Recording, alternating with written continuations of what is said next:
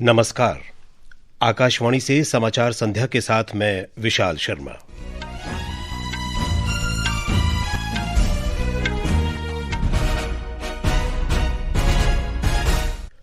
मुख्य समाचार।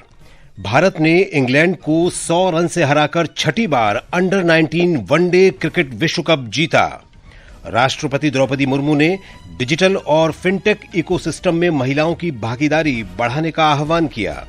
प्रधानमंत्री नरेंद्र मोदी ने परीक्षा पे चर्चा कार्यक्रम में विद्यार्थियों से बड़े सपने देखने, निडर रहने और जीवनियों से प्रेरणा लेने को कहा। मध्यम दूरी की बैलिस्टिक मिसाइल अग्नि 3 का ओडिशा के चांदीपुर में सफल परीक्षण। निर्वाचन आयोग ने उत्तर प्रदेश में एसआईआर के अंतर्गत दावे और आपत्तियां दाखिल करने की समय सीमा 1 महीने और बढ़ाई।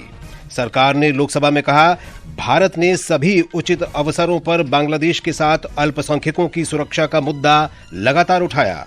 और पाकिस्तान में इस्लामाबाद के एक शिया धार्मिक केंद्र पर आत्मघाती हमले में 31 लोग मारे गए और 170 घायल। अब समाचार विस्तार से। भारत ने छठी बार अंडर 19 एक दिवसीय क्रिकेट विश्व कप जीत लिया है। जिम्बाब्वे के हरारे में खेले गए फाइनल मुकाबले में भारत ने इंग्लैंड को 100 रन से हराया। 412 रन के लक्ष्य के जवाब में इंग्लैंड की टीम 311 रन पर ही सिमट गई। वैभव सूर्यवंशी के 175 रन की पारी की बदौलत भारत ने निर्धारित 50 ओवर में 9 विकेट पर 411 रन बनाए। वैभव सूर्यवंशी ने 80 गेंद पर 15 चौके और 15 छक्कों की मदद से ताबड़तोड़ 175 रन की पारी खेली। This has been young man. He tells his teammates, he tells his coaching staff, I'm at the crease. Don't you worry. इस पारी के दौरान वैभव ने यूथ एक दिवसीय में सबसे तेज 71 गेंद पर 150 रन बनाने का कीर्तिमान अपने नाम किया। साथ ही वैभव का ये स्कोर किसी भी आईसीसी एक दिवसीय प्रतियोगिता के फाइनल मैच का सबसे बड़ा स्कोर है। कप्तान आयुष महात्रे ने वैभव का साथ निभाते हुए 53 रन का योगदान दिया। भारत ने तीसरी बार अंडर 19 विश्व कप में 400 से अधिक रन बनाने का कीर्तिमान भी अपने नाम किया। इससे पहले भारत ने वर्ष 2000, 2008, 2012, 2018 और 2022 में खिताब जीता था। समाचार कक्ष से प्रशांत कुमार। उपराष्ट्रपति सीपी राधाकृष्णन ने विश्व कप जीतने पर भारतीय टीम को बधाई दी है। श्री राधाकृष्णन ने कहा कि ये एक ऐतिहासिक उपलब्धि है क्योंकि भारत ने छठी बार खिताब जीता है। उपराष्ट्रपति ने वैभव सूर्यवंशी की रिकॉर्ड तोड़ पारी की भी सराहना की। और इस समय स्टूडियो में हमारे साथ हैं वरिष्ठ खेल पत्रकार मोना पार्थसारथी। मोना, ये खिताबी जीत भारत के लिए कितनी महत्वपूर्ण है? देखिए, बहुत ही महत्वपूर्ण जीत है क्योंकि इससे एक बार और साबित होता है कि जो भारत का दबदबा है क्रिकेट पर, वो सिर्फ सीनियर स्तर पर या पुरुष क्रिकेट पर ही कायम नहीं है। अंडर 19 स्तर पर भी जो भारतीय टीम है रिकॉर्ड एक्सटेंडिंग छठी बार जीता है। और जो भारत की अगली पीढ़ी के सितारे हैं उनके लिए पेडिग्री जिसको कहते हैं कि यहीं से वो निकलते हैं। चाहे आप 2000 में युवराज सिंह को ले लीजिए, 2008 में विराट कोहली, रविंद्र जडेजा भी वहीं से निकले हैं, शुभमन गिल को लीजिए, उन्मुक्त चंद है, यश ढुल है। तो बहुत सारे, शुभमन गिल, यश ढुल और बहुत सारे सितारे भारतीय क्रिकेट को अंडर 19 विश्व कप ने दिए हैं। और एक विश्व कप जो T20 विश्व कप है वो कल से शुरू होने वाला है और उससे ठीक एक दिन पहले इस तरीके से भारत को जीत मिलना निश्चित तौर पर सीनियर टीम की भी हौसला अफजाई होगी। बहुत संक्षेप में, वैभव सूर्यवंशी की जो धमाकेदार 175 रन की पारी, क्या किस तरीके से देखती हैं आप इस पारी? देखिए, आईपीएल में जब वो आए थे राजस्थान रॉयल्स के लिए, पूरे देश का ध्यान उनकी तरफ गया था। और आज अगले महीने अपना 15वां जन्मदिन मनाने जा रहे हैं और क्रिकेट के मैदान पर इतने बड़े उन्होंने कारनामे किए, तो मेरे दिमाग में एक ही बात आ रही है, जियो हो बिहार के लाला। धन्यवाद मोना इस बातचीत के लिए। राष्ट्रपति द्रौपदी मुर्मू ने भारत के डिजिटल और फिनटेक इकोसिस्टम के लगातार विस्तार के बीच अधिक वित्तीय समावेशन, जिम्मेदारी के साथ प्रौद्योगिकी का उपयोग और महिलाओं की अधिक भागीदारी का आह्वान किया है। भुवनेश्वर में आज ब्लैक स्वान समिट में राष्ट्रपति ने कहा कि भारत की फिनटेक यात्रा को न सिर्फ नवाचार के लिए बल्कि समावेशन और स्त्री पुरुष न्याय के लिए भी याद किया जाना चाहिए। उन्होंने कहा कि लाखों भारतीयों के लिए फिनटेक एक जीवन रेखा बन गया है। India's fintech story should be remembered not only as a tale of technology but also as that of gender justice. Women constitute an important segment that requires focused attention for the promotion of fintech. प्रधानमंत्री नरेंद्र मोदी ने अपने लोकप्रिय संवाद कार्यक्रम परीक्षा पे चर्चा के 9वें संस्करण में विद्यार्थियों से बातचीत की। आज जारी एक वीडियो में प्रधानमंत्री ने परीक्षा के दौरान तनाव से निपटने के तरीकों पर विद्यार्थियों को संबोधित किया। प्रधानमंत्री ने विद्यार्थियों से बड़े सपने देखने, निडर रहने और जीवनियों से प्रेरणा लेने को कहा। बायोग्राफी पढ़नी चाहिए, जो भी सत्य है उसके विषय में। कभी कभी क्या होता है, हमारे सामने बड़े बने वही पता चलता है, लेकिन वो भी तो कभी छोटे थे। आज पीएम आपको मिला होगा, वो पीएम कभी तो छोटा होगा ना। तो हम जब बायोग्राफी पढ़ते हैं तो लगता है नहीं भाई ये बड़ा तो था, लेकिन पहले तो यहाँ था। फिर उसमें से आप को रिलेट करोगे, हाँ मैं भी ऐसा ही हूँ, ये तो मैं भी करता हूँ, वो ही करते ऐसा नहीं है। फिर आपका विश्वास बढ़ेगा, हाँ यहाँ से शुरू कर सकते हैं। प्रधानमंत्री ने कहा कि प्रत्येक विद्यार्थी की अपनी एक अलग शैली होती है और उन्हें अपनी तैयारी के तरीके पर पूरा विश्वास रखना चाहिए। श्री मोदी ने कहा कि शिक्षा जीवन को आकार देने का माध्यम है, जबकि परीक्षाएं केवल स्वयं का मूल्यांकन करने का एक तरीका है। अच्छे टीचर सर्वांगीण विकास के लिए पूरे सिलेबस का आपकी जिंदगी में क्या उपयोग है वो समझाते हैं। जो एग्जाम है वो हमें अपने आप को एग्जामिन करने के लिए एग्जाम है। अल्टीमेट गोल एग्जाम के नंबर नहीं हो सकता है। अल्टीमेट गोल संपूर्ण जीवन के विकास का होना चाहिए और इसलिए हमने अपने आप को सीमित नहीं करना चाहिए। तो मेरा तो सभी विद्यार्थियों से आग्रह है कि जिंदगी सबसे ज्यादा उत्तम बने, उसके लिए जीवन को तैयार करना है और शिक्षा एक माध्यम है। ये समाचार आकाशवाणी से प्रसारित किए जा रहे हैं। ताजा समाचार जानने के लिए आप हमारे social media handle x@AIR News Hindi को फॉलो कर सकते हैं। समाचार संध्या में आपका फिर स्वागत है। ओडिशा के चांदीपुर के एकीकृत परीक्षण रेंज से आज मध्यम दूरी की बैलिस्टिक मिसाइल अग्नि 3 का सफलतापूर्वक परीक्षण किया गया। रक्षा मंत्रालय ने कहा कि इस परीक्षण ने सभी परिचालनगत और तकनीकी मानक को सही साबित किया। ये परीक्षण सामरिक बल कमान की देखरेख में किया गया। भारत अमेरिका व्यापार समझौते सहित विभिन्न मुद्दों पर विपक्ष के विरोध के बाद लोकसभा को सोमवार तक के लिए स्थगित कर दिया गया है। ब्यौरा हमारे संवाददाता से। लोकसभा में आज फिर शोर शराबे के कारण कार्यवाही प्रभावित रही। सदन की बैठक सुबह 11 बजे शुरू होने पर लोकसभा अध्यक्ष ओम बिरला ने सदस्यों से सदन की मर्यादा बनाए रखने और कार्यवाही चलने देने की अपील की। आप नियोजित तरीके से सदन नहीं चलाना चाहते, गतिरोध पैदा करना चाहते हैं।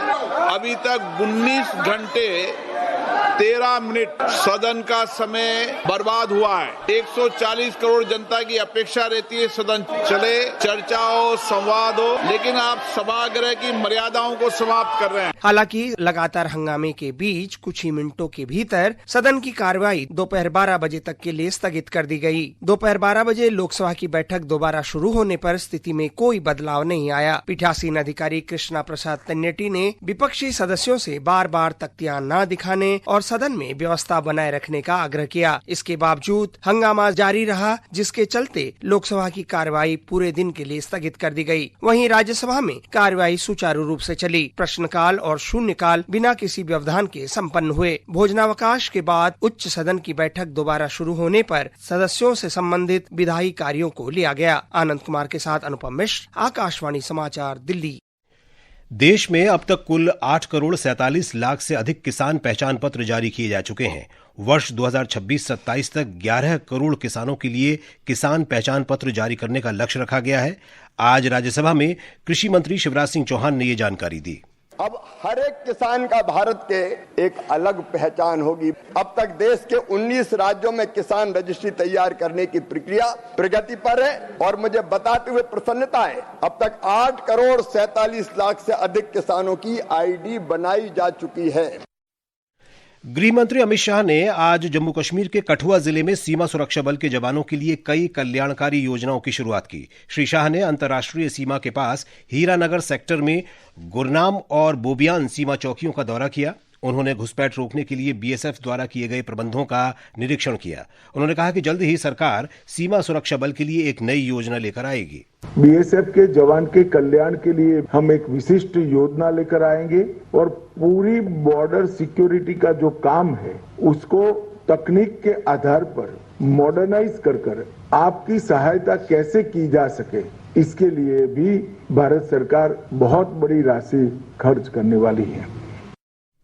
इसके बाद श्री शाह ने लोक भवन जम्मू में एक उच्च स्तरीय सुरक्षा समिति बैठक की अध्यक्षता भी की। उत्तर प्रदेश में मतदाता सूची के विशेष गहन पुनरीक्षण के अंतर्गत दावे और आपत्तियां दर्ज करने की समय सीमा बढ़ा दी गई है। मतदाता अब 6 मार्च तक फॉर्म 6, 7 और 8 जमा करके अपना नाम जुड़वा और सुधार करवा सकते हैं या मतदाता सूची से नाम हटवाने का अनुरोध कर सकते हैं। उत्तर प्रदेश के मुख्य चुनाव अधिकारी नवदीप रिनवा ने बताया कि राजनीतिक दलों ने समय बढ़ाने की मांग की थी। 27 जनवरी को मान्यता प्राप्त राष्ट्रीय और राज्य के जो राजनीतिक दलों के साथ बैठक हुई थी मुख्य निर्वाचन अधिकारी कार्यालय में, और उसमें किसी दल द्वारा ये कहा गया कि समय बढ़ना चाहिए, दावा आपत्ति का भी और नोटिस जारी होकर उसका जवाब लेने का भी, और सभी दल इससे सहमत है। और इसी क्रम में भारत निर्वाचन आयोग ने इस पर एक निर्णय लेके ये बताया कि जो हमारा 6 फरवरी आज जो अंतिम दिवस था दावा आपत्ति का, ये अब 6 मार्च हो गया।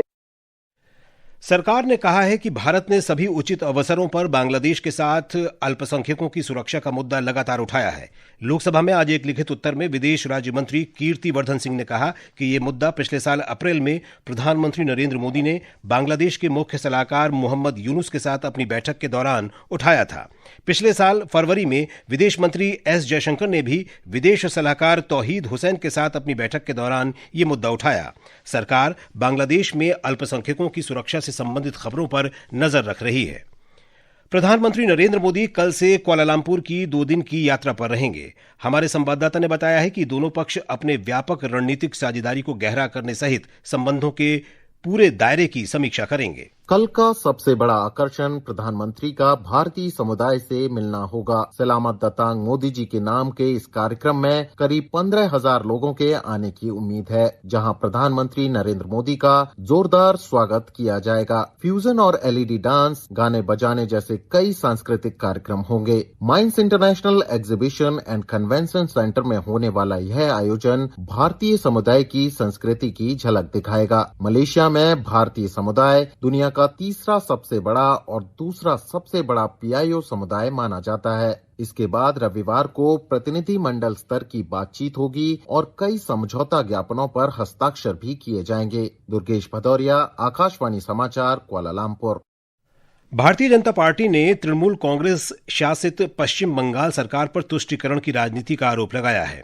नई दिल्ली में आज पार्टी प्रवक्ता सुधांशु त्रिवेदी ने कहा कि पश्चिम बंगाल सरकार का बजट तुष्टीकरण और असंतुलित प्राथमिकताओं को दर्शाता है। माइनॉरिटी अफेयर्स और मदरसे के लिए 5,713 करोड़ रुपए, इंडस्ट्री और कॉमर्स के लिए 1,400 करोड़, यानी उद्योग और विकास के लिए, वाणिज्य के लिए 1,400 करोड़, माइनॉरिटी मदरसे के लिए 5,713 करोड़, इंफॉर्मेशन टेक्नोलॉजी के लिए 217 करोड़, माइनॉरिटी मदरसे के लिए 5,700 करोड़, साइंस और रिसर्च के लिए सिर्फ 82 करोड़।